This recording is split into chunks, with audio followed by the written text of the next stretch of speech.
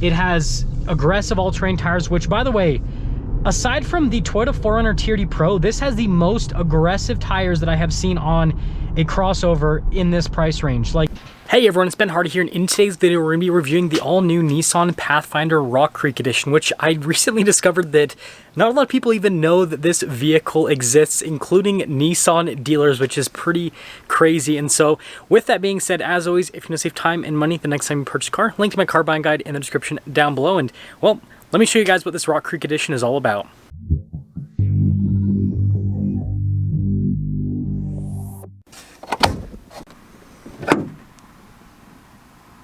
Under the hood, we have a naturally aspirated 3.5-liter V6 that goes through a 9-speed automatic transmission. Power outputs are 284 horsepower and then 259 pound-feet of torque on regular gas. If you jump up to premium, it jumps up the power outputs to 295 horsepower and then 270 pound-feet of torque.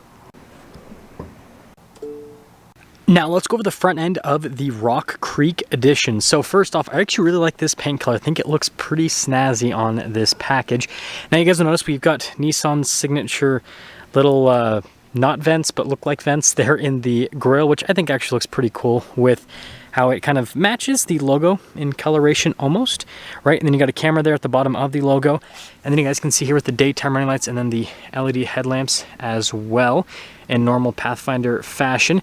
And then we do have these LED fog lights here at the bottom. And notice how the whole like front bumper area has this kind of like rugged appearance to it. And, well, there's the front end. Coming around the side here, our tire and wheel setup is 265, 60, 18 on the front and in the rear. So that makes these 31s roughly. Now these are called beadlock style wheels. They're not beadlock capable or beadlock wheels. They're just beadlock style. Now this also does have off-road tuned suspension, and it is lifted compared to a regular Pathfinder, and that's how they're able to fit these chunky all-terrain tires. And I'm actually really excited to take this off-road because I think with these tires, this is going to be the first crossover that'll make it through my off-road course. Notice the big beefy fender flares, Rock Creek here on the side, and then you guys can see with the trim here, and then it's got the Pathfinder logo.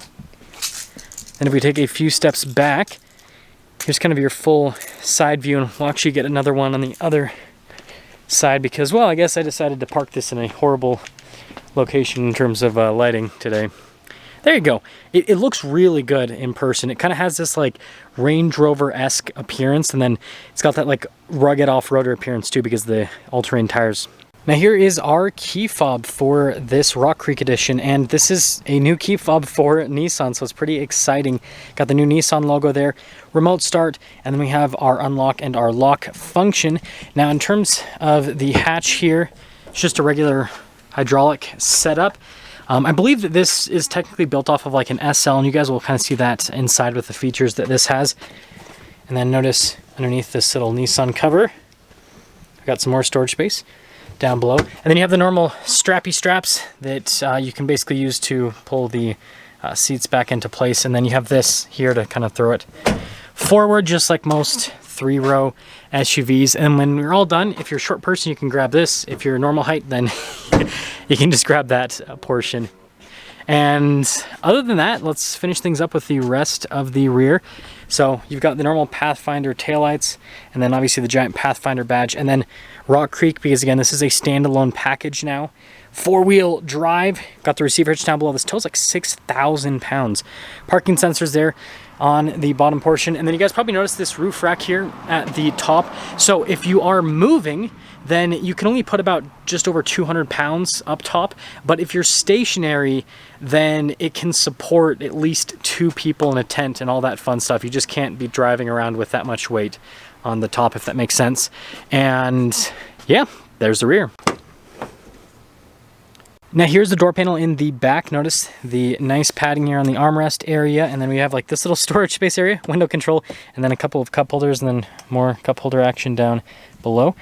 And then here are the Rock Creek specific seats. So they call this leatherite, and you can see we've got contrasted stitching, cloth inserts there in the center portion. I think the seats look great, and they're comfortable too. Like popping in, yeah, we're doing this shoe setup today.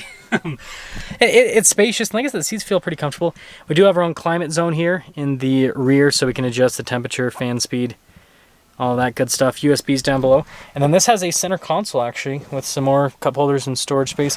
And then we get our own armrests here in the back. There are vents at the top, which is great. And then we have the gigantic, like, rear headrest situation. I always think that those are funny. Now, as for the third row, headroom is fine. Legroom, on the other hand, is a little bit cramped. Pretty standard for this segment of SUV, but they do have some cup holders back there. Basically, just reserve the third row for kids most of the time. You can throw adults back there in a pinch. Let's head to the front. Now here's the front door panel with the Rock Creek. Again, you can see that contrasted stitching with the padding here at the top. And a lot of manufacturers in this segment won't put nice padding like what this has. Like, it just has some nice cushion to it. And then down below, we're gonna rest your arm. All of your window controls, and then you can see with the mirror adjustments. They do have blind spot monitoring, if you guys are wondering. And then here is the front seat. Notice Rock Creek yet again. You can see the inserts there. And yeah, that's horrible lighting, so we'll pop in so you guys can kind of see the passenger seat. You can kind of see the overall design a little bit better with the seat. I think they look really cool, frankly. But anyways, you've got this for your steering assistance if you're using adaptive cruise control on the highway, which is definitely fun. Steering wheel is manually adjustable, and I know we're already in, but let's pop in.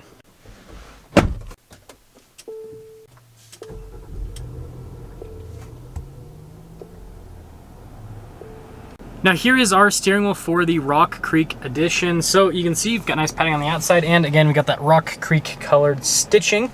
The new Nissan logo here. This does have adaptive cruise control, which I've tested out, and well, it works like most other adaptive cruise control systems. Paddle shifters here on the back for that 9-speed automatic if you want to shift the gears yourself. Volume controls, and then some controls for the center stack. Turn signal, light stock, windshield wiper stock, and there's the steering wheel. Now here is the center gauge cluster. So you've got analog gauges on either side, and then we do have the screen here in the center, which we can scroll through some different menus here to see different bits of info. And then you guys can see what I've been averaging so far. So I'm just under 200 miles in terms of how far I've driven, and averaging over 20 miles per gallon, which is pretty solid because you guys know I happen to own a 4Runner TRD Pro, and I average like 15 miles per gallon in that. So that's quite a substantial difference. Now we do have some different drive modes.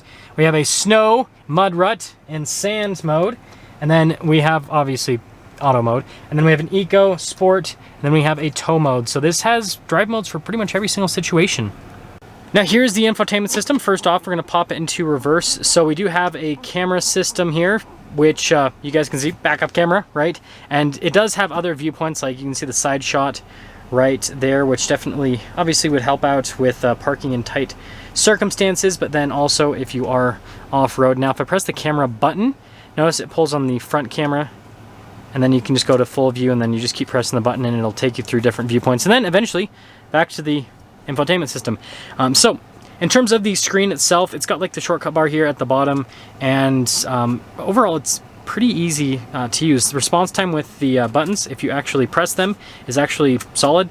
You just have to press them, which I seem to struggle with every single time I try to film a video. One thing that I will say is the sound system has pretty good clarity, but it doesn't have like a whole lot of oomph to it, but there's that. Now down below you can see here with the vents, and then we do have our dual zone climate controls, and then heated seats for the front, and then we have our little storage space area here with some USB ports and all that fun stuff. Shifter for the 9-speed automatic, and then we have a couple of cup holders here. Parking brake, auto hold, and then our auto stop start, and then this is for our drive mode select, and we also do have our hill descent control as well. A lot of this I will be testing with the off-road review. And then got Rock Creek right there. Tons of space here in the center console. Notice the dash with the, again, Rock Creek colored stitching. And then we've got like a little storage space thing above the glove box, and then you have the glove box. So kind of double down on that. Up top, there's not really anything for me to show. No sunroof, and then it does have a manual mirror dimmer. Now you guys probably will notice that this is a pre-production vehicle, hence why it says pre-production right there. So this is pretty much what the Rock Creek will be, but there might be some changes. And obviously pre-production also means that the vehicle is not going to be as nice as like a full production unit. Anyways, notice it says to be determined on pricing. I'll kind of talk about that a little bit later, but here's everything that comes with the Rock Creek edition, including the 6,000 pound towing capacity. But big thing with it is obviously those all-terrain tires, the off-road tuned suspension, a little bit of a lift, all that fun stuff. And then you can see the standard equipment as well. And so again, it looks like this is pretty much like an, and let me know if I'm wrong, but it looks like it's pretty much like an SL in terms of the packaging, but then obviously it's Rock Creek because off-road stuff. Now, in terms of what I think the pricing is going to be on this, I'm guessing somewhere in the high 40s, maybe low 50s. I don't know. Let me know what you guys think, but let's drive it.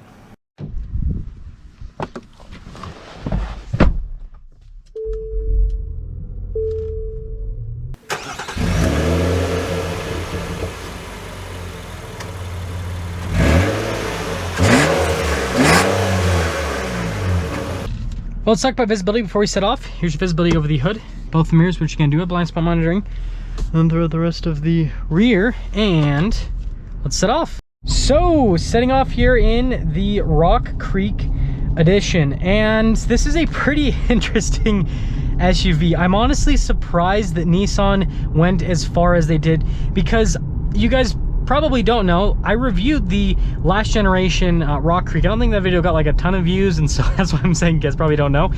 And it was basically like an appearance package. It wasn't like a real off-roader, whereas this, like, again, I haven't taken this off-road yet, but this has a lot of the stuff that you need for this to be a real off-roader. It's got a advanced all-wheel drive, or four-wheel drive system, sorry.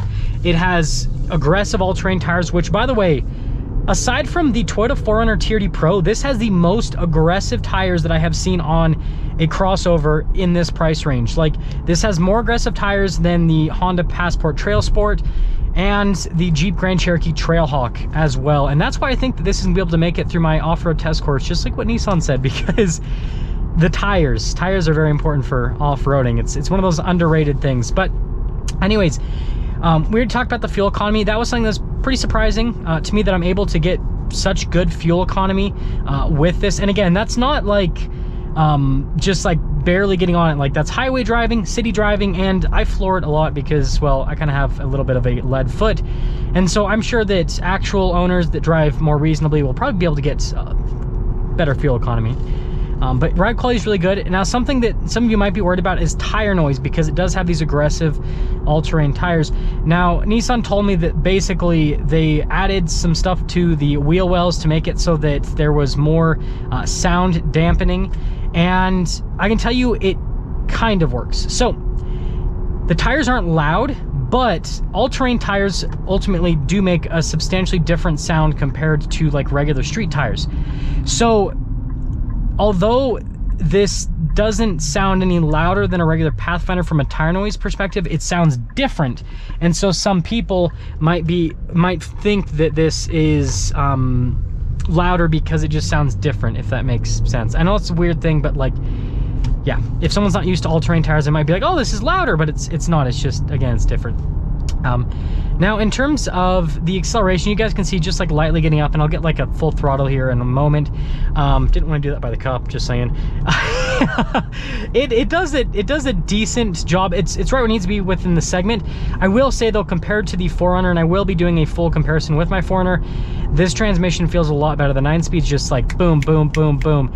And Nissan's really showing the gaps in, you know, Toyota's, I guess, on-road drivability with their 9-speed, because Toyota, with like Tacoma, for example, it still uses a 6-speed, with the 4Runner uses a 5-speed, and so, yeah, their 9-speed just kicks the snot out of Toyota's 5-speed and 6-speed transmissions they're using in their vehicles that compete with Nissan's vehicles, if that makes sense.